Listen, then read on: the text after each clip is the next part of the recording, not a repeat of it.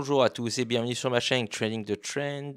Malheureusement, lors du premier tournage, mon micro a foiré, donc je n'ai pas de prise de son. Il y aura certainement des images de la première prise de vue que je vais utiliser puisque je n'ai plus les datas désormais en ce qui concerne les récompenses que j'aurais pu avoir via Baked Beans. On est sur l'épisode 2 de Baked Beans. Si vous ne savez pas de quoi je parle, avant de poursuivre le visionnage de cette vidéo, je vous invite à aller regarder le premier épisode de Baked Beans où j'explique son concept. D'après mon tableur, j'aurais dû avoir environ 0,11-12 par là de récompense aujourd'hui. Là, on est sur seulement une demi-journée de récompense puisque j'ai rebake hier soir.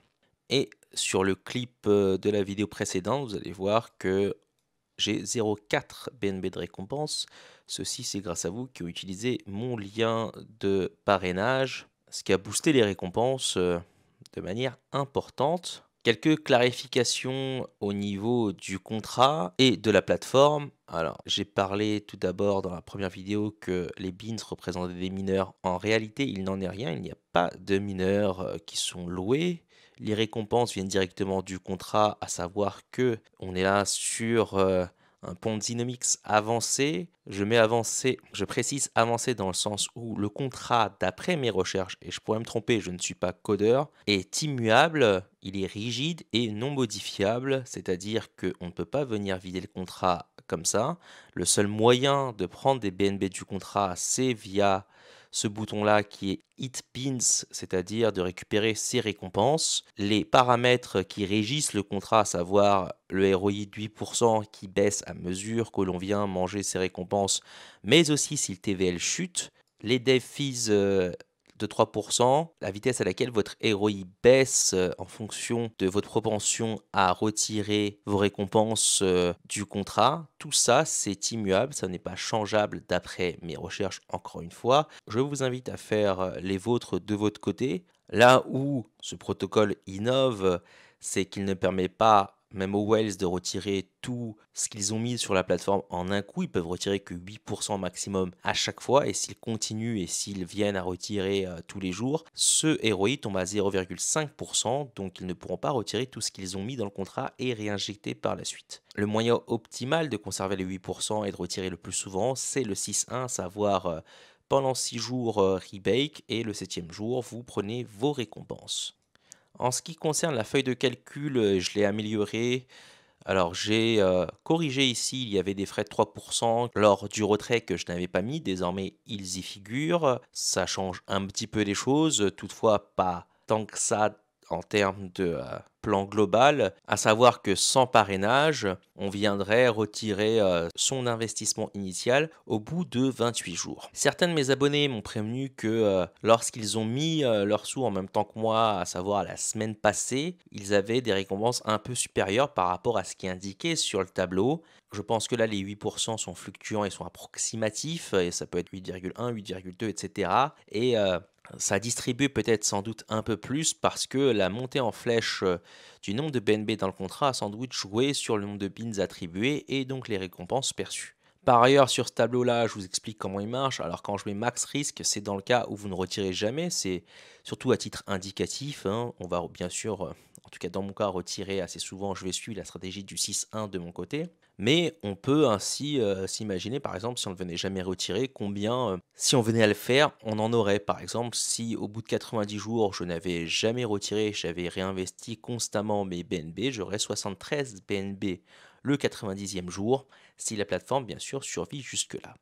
Je le rappelle, la plateforme Baked Beans a fêté récemment, il y a quelques jours, ses 150 jours d'existence, ce qui est très long dans la DeFi et encore plus long dans un Ponzinomics. Pour le moment, la formule a l'air de marcher, mais rien n'est moins sûr sur sa durabilité. Cela pourrait très bien s'arrêter prochainement. Alors pas du jour au lendemain, parce qu'on ne peut pas venir retirer toutes ces récompenses d'un coup, mais si les gens arrêtaient de rebake et retiraient de manière régulière, le contrat, bien entendu, se viderait.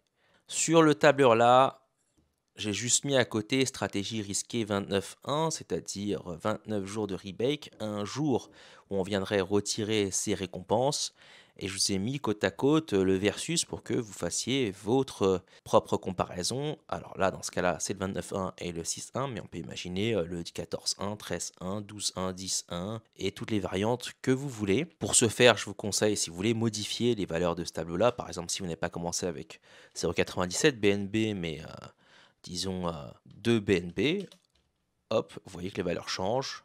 Il faudra les changer aussi sur l'autre tableur à comparer. J'ai mis la valeur 1 en retirant 3% parce que c'est ce qui permet une meilleure visibilité sur le ROI direct, c'est-à-dire vous voyez sur le tableau là, si on vient retirer au 49e jour en ayant respecté la stratégie du 6-1, on aurait 4,95 BNB, soit 4,95 fois la mise de départ qui était de 1 BNB. Et en comparant avec la stratégie du 29.1, le 29.1 est supérieur à partir du 120e jour. Lors du 4e retrait, soit après 4 mois, on viendrait retirer déjà quasiment 100 BNB de plus que ce qu'on aurait fait dans la stratégie du 6-1. Alors oui, c'est considérable, mais sachez que c'est quand même 4 mois où on n'aurait retiré qu'une seule fois déjà, où on aurait retiré à un intervalle beaucoup moins régulier, sans toutefois avoir aucune certitude sur la durabilité d'un tel projet, bien entendu très risqué. Pas tant dans son risque de rug pull que je pense être plutôt faible d'après ce que j'en sais du contrat. Encore une fois, ne vous fiez pas à ce que je vous dis, hein. Faites vos recherches de votre côté, ça c'est ce que j'en ai déduit et je ne suis pas codeur. Je n'ai absolument aucune compétence là-dessus propre, mais plutôt si les personnes arrêtaient de rebake, de réinvestir et ne faisaient que retirer les BNB du contrat. C'est pourquoi j'applique la stratégie du 6-1 et pas du 29-1 pour pouvoir retirer mon investissement principal le plus tôt possible, à savoir au bout du 28e jour. En réalité, pour ma part, ce sera au bout de la 2e semaine, puisque grâce à vos parrainages déjà, en une demi-journée, j'ai fait 0,4 BNB. Sur une journée complète, je suis à 0,8. J'ai retiré 0,4 tout à l'heure en filmant, même si il n'y avait pas de son. Pour vous approprier cette page-là, vous faites simplement File, Make a Copy, et ça va faire une copie sur votre Drive. Ensuite, vous pouvez modifier tous les paramètres que vous voulez. En haut, il y a le lien de parrainage, bien entendu, qui sera mis aussi dans la description. Alors, à droite, ici, vous pouvez voir que j'ai mis la balance du contrat que j'ai suivi depuis mon entrée sur le protocole. Je n'ai pas les datas jour par jour avant. Ils existent sur DappRadar. Le lien vous est donné sur ma première vidéo, c'est pas détaillé au jour le jour. Depuis que je suis rentré, il y avait 5700 BNB sur le contrat, désormais on est à plus de 16 000 et ce soir, normalement, le nombre qui devrait rentrer là sera supérieur à 17 000. On voit qu'on est sur une droite avec une accélération dernièrement. Tant que le nombre de BNB dans le contrat rentre et croissant, c'est plutôt positif. C'est quand ça va se tarir, se faiblir, voir comment les gens vont se comporter. Tant que les gens en fait remettent, ça monte forcément. Sans même l'influx de 109, le fait que les gens remettent ce qu'ils ont gagné via les récompenses fait monter mécaniquement la valeur dans le contrat. Sur ma vidéo d'hier, je vous ai présenté RubyMine qui est sur Avalanche. Vous voyez que la date d'entrée correspond au 8 avril, c'est-à-dire hier, mais aussi Vanyard qui est sur Polygon. Désormais, je vais faire des mises à jour sur ces protocoles-là aussi chaque samedi comme Baked sauf cas échéant, c'est-à-dire dans le cas où ça s'effondre, et j'en ferai une dernière vidéo pour vous l'expliquer. Si vous voulez avoir des détails dessus, allez regarder ma vidéo d'hier. Je ne vais pas revenir sur tous les nombres et les points positifs et négatifs de chaque plateforme. C'est légèrement différent, ça concerne surtout les frais ici de dépôt. Alors chez Vanyard, il y a également des frais d'assurance entre guillemets. J'explique ça sur la vidéo d'hier, donc je ne vais pas revenir dessus. Et aujourd'hui, plutôt dans la partie 2, je vais vous présenter les protocoles sur Phantom. Il y en a deux. Il y a Spooky Miner, dont j'ai déjà donné le lien sur mon serveur Discord hier. Ça, c'était donné hier à 13h, vous pouvez le voir ici. Et depuis, il y a eu pas mal de discussions sur les baked beans et ses forks. Ça, c'est la courbe de DappRadar que j'avais partagée déjà sur ma vidéo précédente concernant baked beans. Je l'ai remise sur le Discord pour que vous voyez un peu l'évolution du contrat. On voit que ça explose vraiment à partir de février. Avant, c'est relativement plat et depuis février, ça commence à vraiment décoller avec une accélération dernièrement. Et pour le moment, en tout cas, ça continue. Sur la vidéo que j'ai tournée la première fois, il y avait 20 fantômes que j'ai remis. J'en avais déjà mis 10 la veille, 30 en tout dans le protocole. Ça, c'est ce qui me reste dans le portefeuille, dans ce portefeuille-là en tout cas, 4,94 FTM. Les 30 environ fantômes représentent 155 squelettes.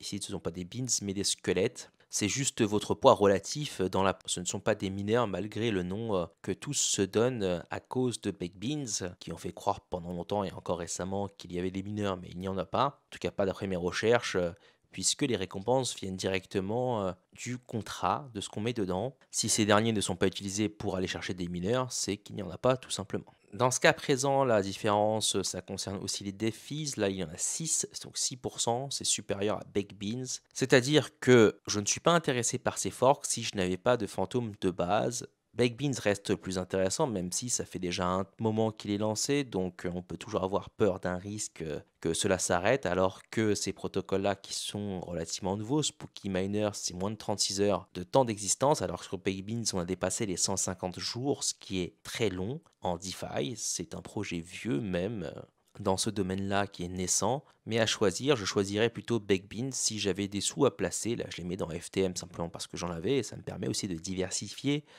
mon risque sur différentes plateformes. On peut voir l'évolution du contrat que je ne vais du coup pas suivre hein, sur FTM Scan. Vous appuyez sur ce bouton-là pour y accéder et vous tombez sur le FTM Scan. Quand vous allez cliquer sur Analytics, qui est là, de base c'est sur Transactions, vous cliquez sur Analytics et vous allez voir l'évolution de la balance des FTM sur le contrat. En 36 heures, il y a eu 95 000 FTM de récoltés. En valeur USD, ça vaut 121 000 dollars. Il existe également un deuxième fork lancé sur Phantom. Il a été lancé hier, même un peu moins. Il a moins de 24 heures de durée de vie. Et dessus, j'y ai mis 20 FTM parce que je ne sais pas laquelle des deux plateformes va progresser le plus vite.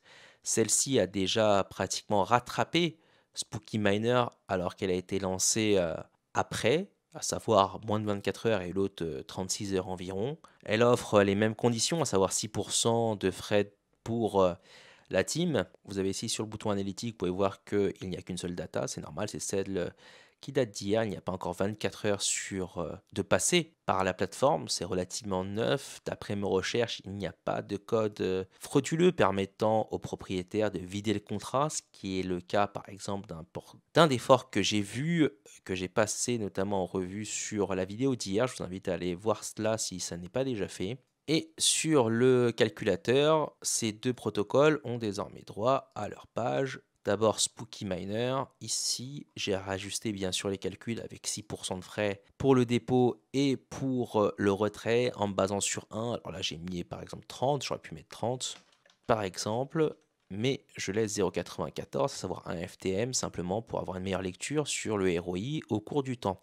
Là, vous lisez 77, c'est que vous avez retiré en cumulé 77 fois votre mise de départ. C'est quand même une lecture plus sympathique et plus simple. Pour Money Laundry, pareil, elle a droit à sa page, même s'il est strictement la même par rapport à Spooky Miner. Dans tous les cas, en haut de page, vous avez mon lien de parrainage spécifique par rapport à chaque plateforme. Vanyard, Ruby, Spooky, Money Laundry et Baked Beans, bien entendu, en première page.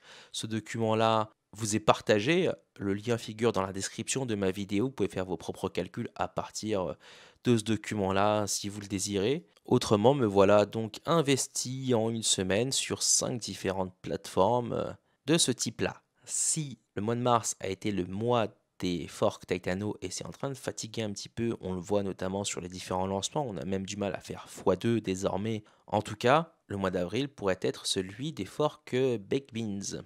Du coup, si vous avez apprécié mon travail de recherche, je vous invite à liker la vidéo et à vous abonner à ma chaîne. Autrement, je vous souhaite à tous un très bon week-end.